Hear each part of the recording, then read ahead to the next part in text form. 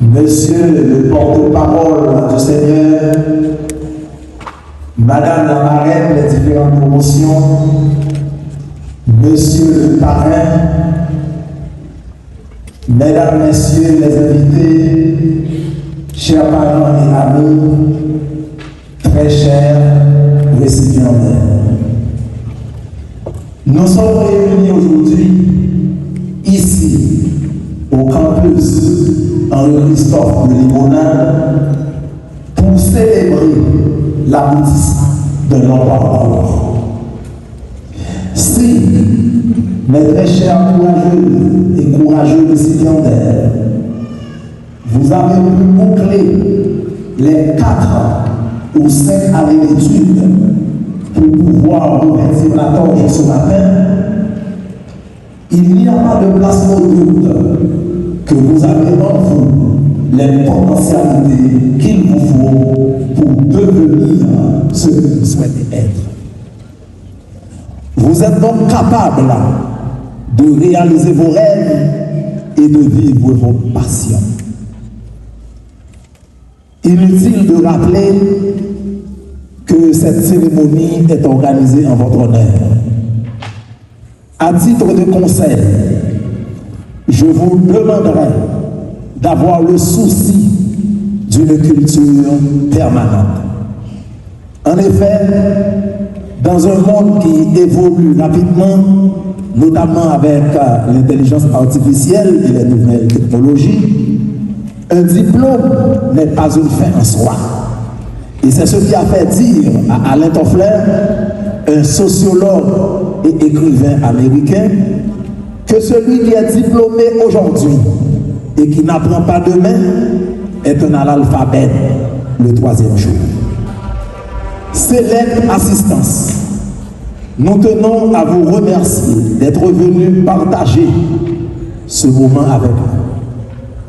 Votre présence et votre soutien sont une source d'inspiration et va grandement contribuer à la réussite de cette cérémonie. Au nom du rectorat de l'Université André-Noël-Firmin, mes vœux les plus sincères pour une fin d'année agréable et apaisante. Bienvenue à toutes et à tous. L'interprétation de l'hymne national.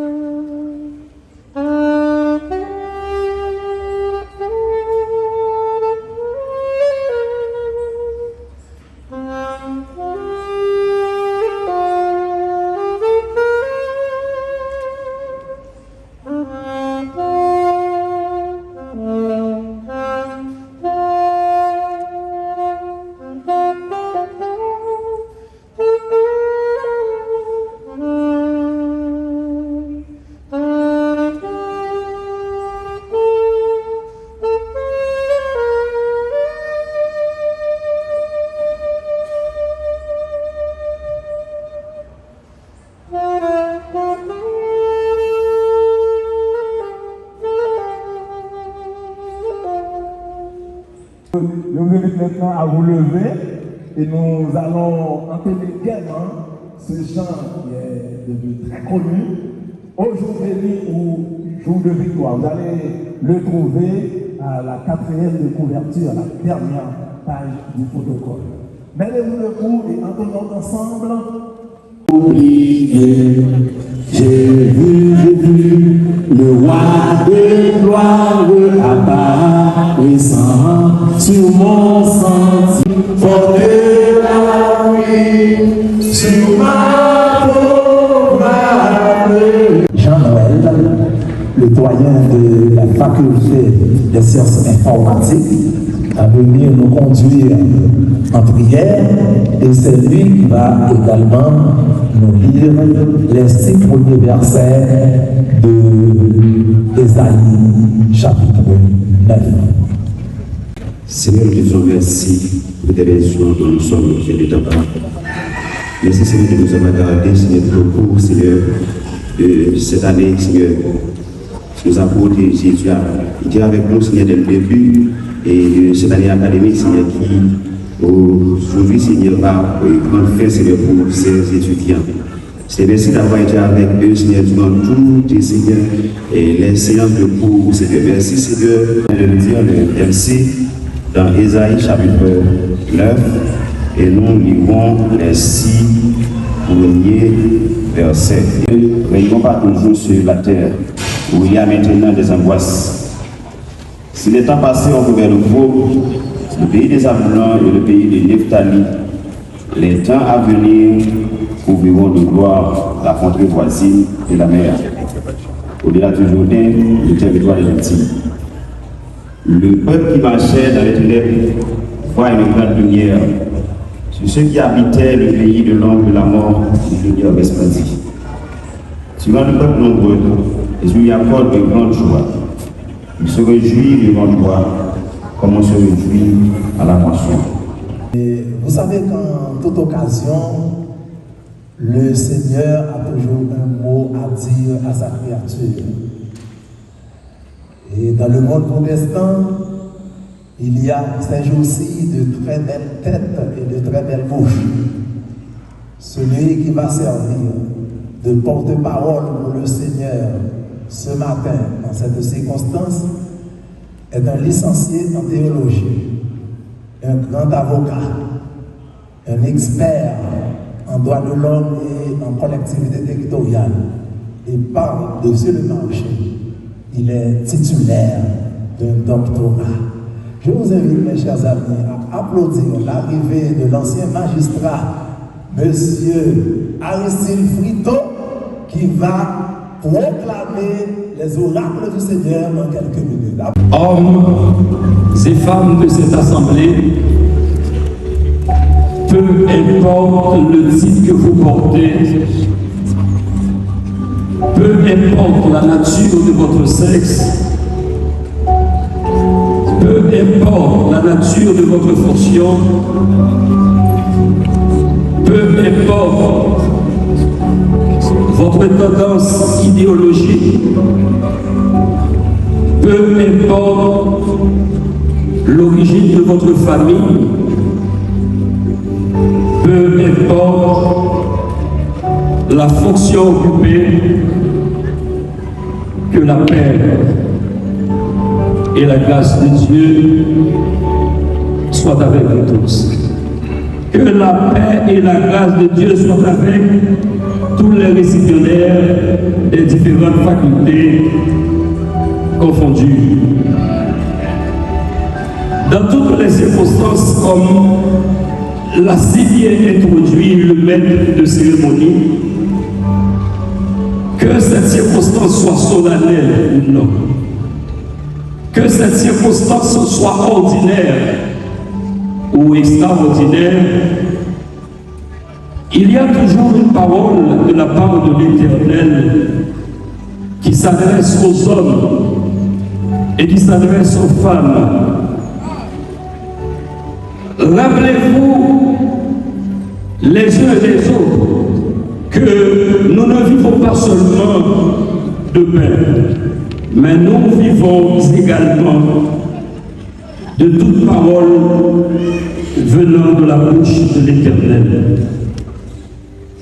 C'est cette parole que nous choisissons de vous présenter dans cette cérémonie de collation de diplôme, non seulement au signe de notre reconnaissance spirituelle, mais aussi dans une perspective de grande réflexion théologique.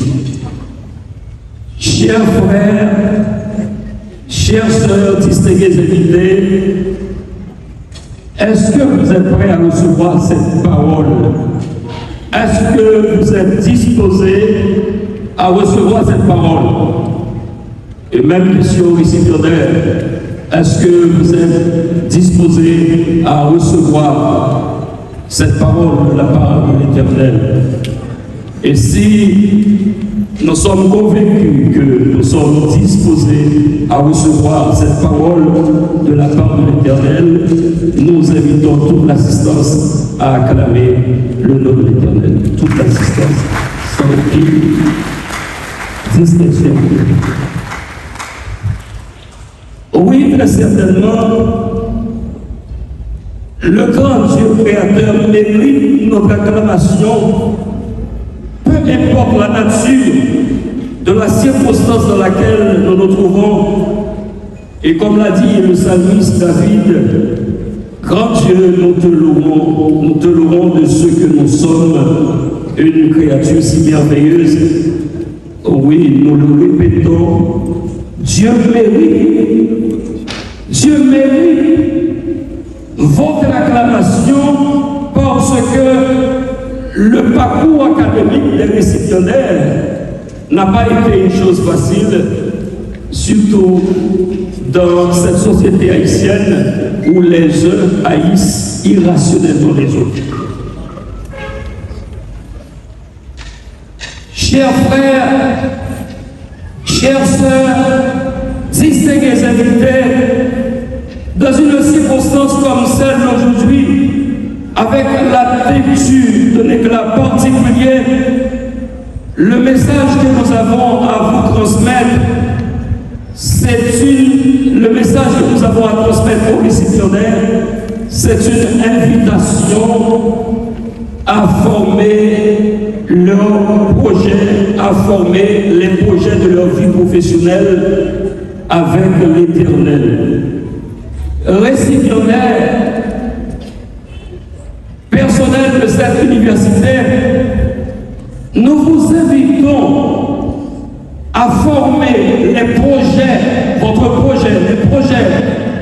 de votre vie professionnelle avec l'Éternel. Cette thématique a été choisie en signe de notre reconnaissance intellectuelle envers Dieu, dont dépendent les principales facultés audiovisuelles relativement aux exigences de l'apprentissage académique.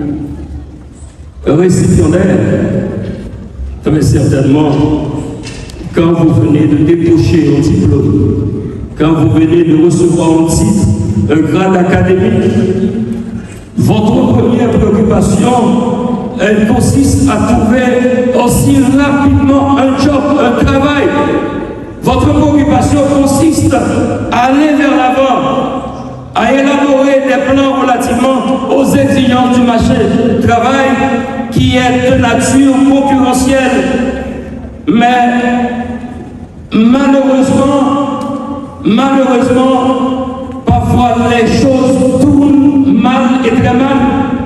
C'est Dieu qui décide de notre avenir. Nous pouvons dire comme le psalmiste, mes destinées sont dans ta main, ô Éternel. Nos applaudissements encore une fois pour le révérend docteur Aristide Philippot.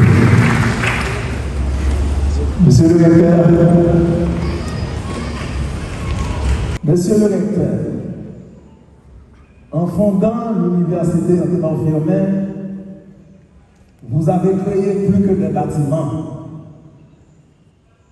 Vous avez ouvert de préférence des portes infinies. Et je dois avouer que vous laissez déjà à la communauté un héritage immense.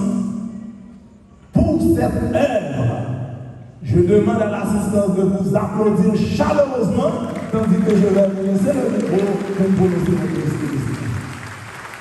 Et aujourd'hui, c'est la moyennisation sociale. Il s'agit de quoi? Il s'agit du processus de transformation des couches modestes en des classes moyennes.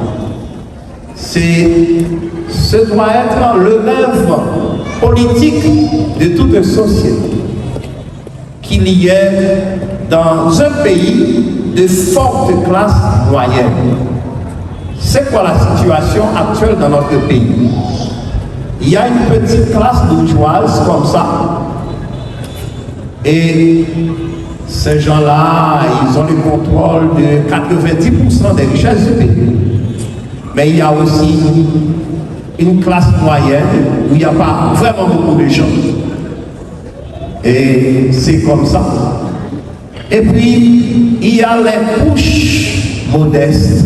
Nous les appelons classes défavorisées.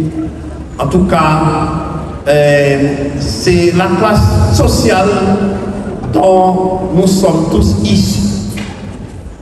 Et il s'agit de la grande classe où il y a 90-95% de notre population. C'est la classe de mes parents, de vos parents. Quel doit être le rêve? Le rêve, c'est que nous devons travailler pour qu'un jour, cette classe sociale des défavorisés devienne de plus en plus petite. Et que les classes moyennes grossissent. L'université Anténor-Firmin a été créée dans cette vision-là. Moi-même, je n'ai pas fondé l'UNAF pour les couches aisées. D'ailleurs, les couches aisées n'y trouveraient pas leur place.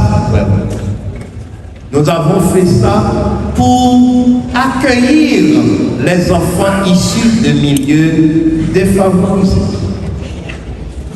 Et nous les recevons pour qu'ils ne reproduisent pas un jour la vie de misère, de pauvreté de leurs parents. Nous les recevons pour qu'un jour ils accèdent aux classes moyennes. Et le problème que nous rencontrons parfois, le type, il a obtenu sa licence en génie civil, en agronomie, en éducation, etc. Et 10 ans, 15 ans après, il reste chez ses parents. Et ce sont ses parents qui prennent soin de lui. Et c'est ça, une situation regrettable. Pourquoi ça arrive comme ça? Bon, c'est la situation politique, les choses ne vont pas bien dans ce pays. Il n'y a pas d'emploi, il n'y a pas moyen de créer. Mais vous êtes prêts, nos universitaires sont généralement prêts pour changer leurs conditions d'existence. Mais il y a toujours quelques ballons. Je suis content qu'il y ait parmi nous des hommes politiques. Je pense à notre sénateur Kenny Bastien, il y a Maître Frito Aristide qui doit être un jour candidat officiellement. Je me dis, pourquoi on ne fait pas cela en Haïti? Il nous faut une loi sur la création des start-up au profit des jeunes diplômés. Avec 1 million de coups, un agronome peut commencer un élevage caprin. Appris les choses. Et si vous avez aussi appris une notion nouvelle au monde aujourd'hui, applaudissez le recteur de l'Université internationale. Et comme vous le savez, les discours fleurissent là où le cœur est en fait. Les doyens des différentes facultés ont aussi leur mot à dire. D'ailleurs, ils connaissent les facultés mieux que le recteur. 2 d'entre eux vont prendre la parole. Le doyen de la faculté des sciences agronomiques et le doyen de la faculté de génie civil. À qui vais-je donner d'abord la parole? C'est au doyen de la faculté des sciences agronomiques. En tant qu'agronome, c'est qui va nous préparer la terre pour que nous puissions avoir de la nourriture. Aujourd'hui, notre université célèbre la réussite d'une génération de jeunes femmes et de jeunes hommes qui ont su persévérer, se battre et triompher. La promotion sortant en sciences agronomiques dénommée Franck Désir. Chers futurs gradués, Ce jour est le vôtre. Aujourd'hui est un grand jour, un jour de fierté pour vous, un jour de satisfaction pour vos parents et vos professeurs, et un jour d'espoir pour notre société. Vous avez franchi avec courage des étapes parfois ardues de la vie universitaire, par exemple des devoirs à remettre à temps, des examens à préparer, des frais scolaires à payer, pour ne citer que cela. Vous avez dormi parfois très tard, affronté les doutes, accepté les exigences, la rigueur scientifique, et vous voilà aujourd'hui récompensés. Vous êtes désormais des professionnels de la terre, des gardiens de la vie et des ambassadeurs du savoir agricole. Votre mission dépasse le cadre des champs et des laboratoires. Vous êtes appelés à nourrir, à protéger, à innover et à bâtir. Rappelez-vous toujours que l'agronomie est la science de la liberté, car celui qui cultive la terre façonne son destin. Et maintenant, je vais céder le micro au doyen de la faculté de génie civil, monsieur, alors c'est l'ingénieur Henri-Claude Fils-Aimé. Chers récipiendaires, franchissez les portes de cette faculté de génie civil à l'université de l'Environnement. Le regard plein de questions, le sac un peu lourd et l'esprit empli d'une curiosité que nous, enseignants et doyens, aimons tant voir briller. Aujourd'hui, vous voilà, en toge et en mortier, prêts à recevoir le diplôme qui consacre des années d'efforts, de persévérance et de croissance exceptionnelle. Votre promotion est unique. Vous avez commencé vos études dans un monde que vous pensiez prévisible, pour très vite devoir naviguer dans l'imprévisible. Vous avez connu des cours en présentiel, puis dans les écrans, puis le retour en salle. Vous avez appris la résistance des matériaux avec la théorie d'Huygens ou la théorie des axes parallèles. Je me réjouis de l'honneur fait à ma personne pour être aujourd'hui la marraine de la promotion sortante en génie civil. Cela vient ajouter aux expériences enrichissantes vécues à l'UNAF depuis 2019. Le rassemblement de ce jour se veut être une célébration, une occasion de réjouissance après des années de labeur académique. Aujourd'hui est sans l'ombre de doute un jour de couronnement, mais il constitue aussi un point de départ qui invite à la réflexion. Chers filles, deux listes sont en train d'être constituées aujourd'hui avec vos noms. D'abord, sur l'annuaire des anciens étudiants en génie civil de l'UNAF, vont apparaître désormais vos noms pour avoir bouclé le cycle.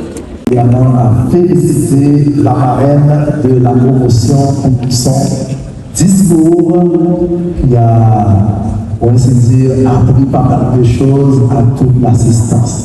S'il vous plaît, mes chers amis, applaudissez Marie-Claude.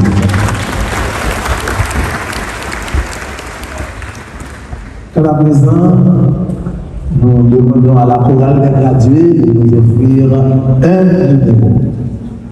La chorale des gradués.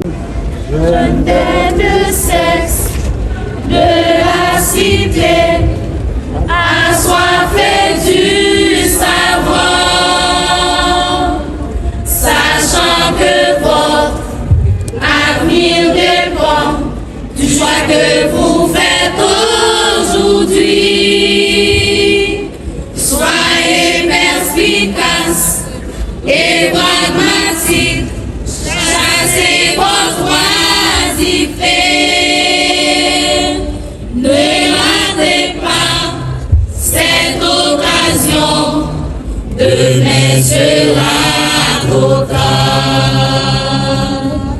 Profitez de votre jeunesse en apprenant un métier valable qui vous évitera demain les déboires et de pauvreté. En Haïti, il y a des gens souffrant faute de profession. Venez, venez, une âme vous appelle, votre avenir vous attend. Profitez de votre jeunesse en apprenant un métier valable qui vous évitera demain plein de déboires et de pauvreté. En Haïti, il y a des gens souffrant faute de profession. Venez, venez, une âme vous appelle, votre avenir vous attend. Une âme, université, entraînement firmé, vous aidera à vous préparer pour la vie, fournissant une formation solide à ses enfants. Faites-vous valoir, chassez votre paresse, sauvez l'honneur de la famille. L'université. Aidez-moi les amis. Appelez les gradués. D'ailleurs, c'est le moment le plus important pour eux. Et chaque fois qu'on appelle un groupe, les éducateurs vont se déplacer immédiatement et nous invitons. J'ai avec moi. Je vais d'abord appeler les gradués en informatique. Et pour nous accompagner dans cette partie du programme, nous invitons parrains, marraines, les doyens à former le cercle traditionnel, secrétaire général. Nous formons le cercle et nous allons appeler les gradués un à un et comme ça nous pourrons sauver le temps, acheter le temps. C'est le temps trop vite. Ambroise Bill Walker.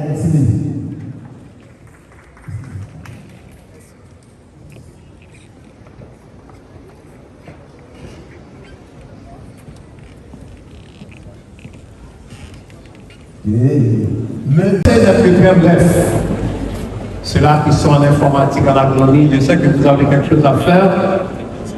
Pendant le discours, ou bien juste après le discours, faites-nous la grâce d'être bref. Ne soyez pas long, parce que le temps vous fait la guerre déjà. Je vous mets le micro.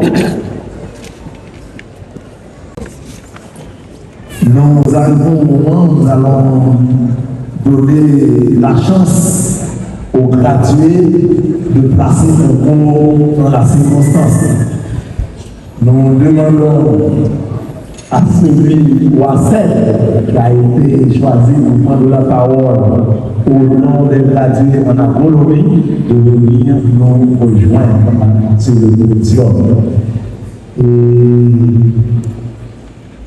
tous ceux et toutes celles qui vont prendre la parole au nom de leur conscience sont priés de venir nous rejoindre sur le podium pour mieux gérer le temps. Nous avons passé à l'éducation, informatique, en génie civil, en droit. Donnez-nous un moment historique dans nos vies où nous célébrons l'aboutissement de parcours intense exigeant et profondément transformateur. Ce jour est l'aboutissement d'années de travail, de résilience, de sacrifice, mais aussi le point de départ vers une mission plus grande que nous-mêmes. Comme Eiffel qui a su allier rigueur, technique et audace créative pour hériter des œuvres immortelles, nous aspirons nous aussi à bâtir un monde durable, fonctionnel, humain, car la science est notre base, la vision notre direction, l'excellence notre ambition. Vous avez forgé nos esprits, comme le disait Aristote. L'éducation est la meilleure provision pour la vieillesse. Merci à vous, dirigeants de la faculté, et tout particulièrement à monsieur le recteur pasteur Gédéon Eugène, pour leur dévouement à préserver ce sanctuaire du savoir malgré les vents contraires, car gouverner, c'est prévoir, selon Émile de Girardin. Nous étions pleins d'espoir et parfois pleins de questions.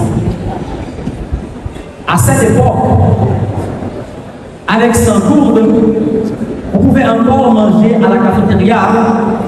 Aujourd'hui, avec 100 gourdes, on peut surtout méditer sur la nostalgie alimentaire. Mais malgré cela, nous avons continué. On veut d'abord parler de ceux qui ne sont pas là. Les visages disparus après la première session ou en milieu de parcours. Ceux pour qui la vie a envoyé un contrôle plus Z et prévu. Une famille à soutenir, un découragement devant une pile de travaux, un manque de moyens qui apparaît plus fort que les rêves. Ils ont écrit les premières lignes de ce chapitre avec nous. Leur absence est un silence lourd dans cette salle. Ils nous rappellent que la réussite n'est pas un droit, mais un privilège fragile. Ils font partie de notre mémoire collective. À cela, nous ne disons pas qu'ils ont échoué. Nous disons simplement que leur parcours a pris une autre forme. Car parfois, la vie impose un break system sans demander l'autorisation. Nous allons inviter maintenant au micro le parrain des différentes clauses. Thomas Piketty, dans son magistral livre intitulé Capital et idéologie, a déclaré que c'est le combat pour l'égalité et l'éducation qui permet le développement économique et le progrès humain et non pas la sacralisation de la stabilité et de l'illégalité. Non pas du pitonnolais et non là. Les économistes s'accordent à reconnaître qu'il existe fondamentalement deux types d'investissements capables de catalyser le développement économique et social. L'investissement matériel décomposé en capital fixe et capital circulant et l'investissement en capital humain, c'est-à-dire des dépenses de santé et en éducation, compte tenu de leur effet sur la quantité et la qualité de la force de travail à court, moyen et long terme.